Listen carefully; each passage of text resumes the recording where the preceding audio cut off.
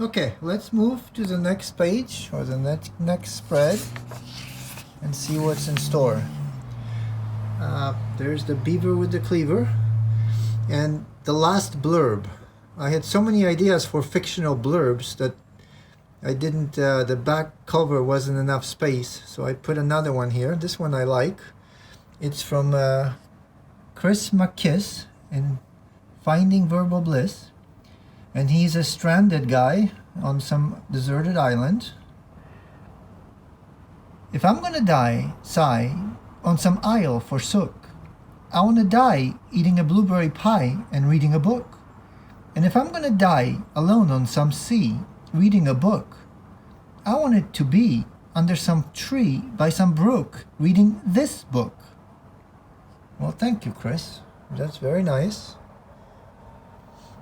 Moving on, there's a tradition in comic books, especially short series, where at the end of it, the artists show us their pencils, their original sketches, studies for how the story and characters were developed.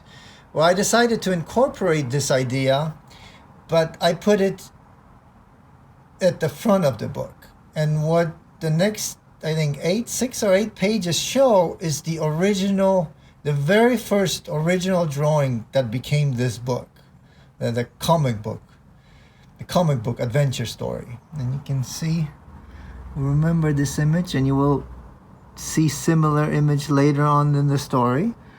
And in addition to those images is also words, and these are the rhymes that I used. Some of the rhymes I used in the poems.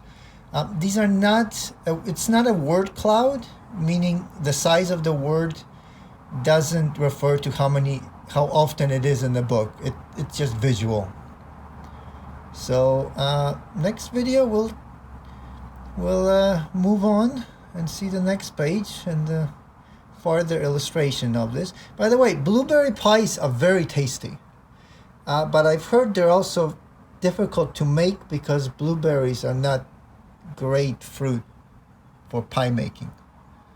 But, well, that's an aside.